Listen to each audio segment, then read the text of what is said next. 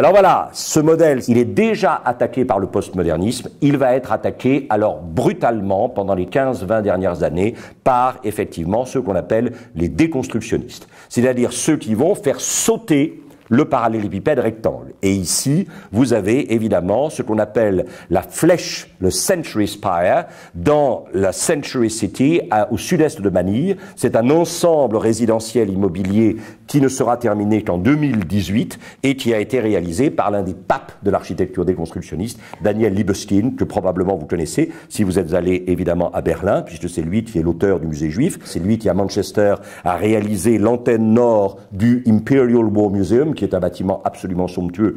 Et l'idée, bien sûr, c'est de faire éclater là aussi le parallélépipède rectangle et en particulier ici de donner l'impression que le parallélépipède rectangle dans sa partie supérieure c'est comme l'éclatement deux gerbes qui semblent se séparer bien sûr au lieu de se réunir. Et alors un des papes évidemment du mouvement déconstructionniste c'est notre petit camarade Frank Gehry. Puisque vous avez à gauche les fameux appartements résidentiels de Lakeshore Drive de Miss Van der Rohe à Chicago et vous le voyez. Le grand problème de Frank Gehry, c'est que les bâtiments stables, ça l'emmerde.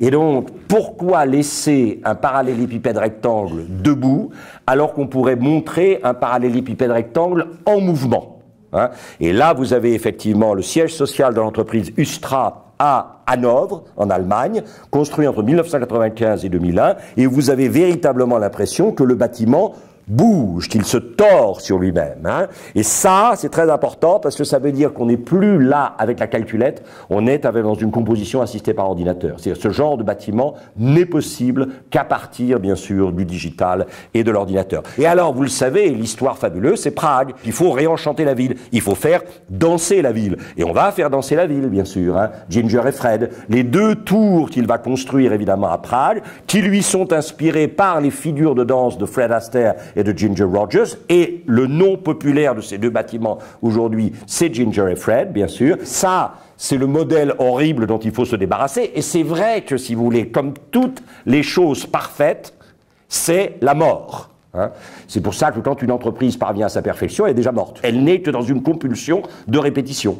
Et donc, elle ne peut que répéter ce qui... Et plus elle le répète, plus ça devient absurde, parce que moins le monde, évidemment, est celui dans lequel cette perfection existait. Mais la perfection se maintient tant que... Et donc ça, alors ça c'est somptueux, hein, moi j'adore ça. Mais c'est vrai que si on en était resté là, il n'y avait que ça à refaire. Donc il faut casser ça si on veut s'en sortir. C'est pour ça que l'innovation est toujours profondément déstabilisante, surtout dans des entreprises grosses et processée, parce que le premier visage de l'innovation, c'est toujours la destruction, c'est toujours la transgression, c'est toujours la subversion. Et si vous n'avez pas à la tête de ce genre d'entreprise des leaders solides qui disent détruisez, transgressez, subvertissez, on verra toujours après, hein, eh ben ça mourra de sa belle mort.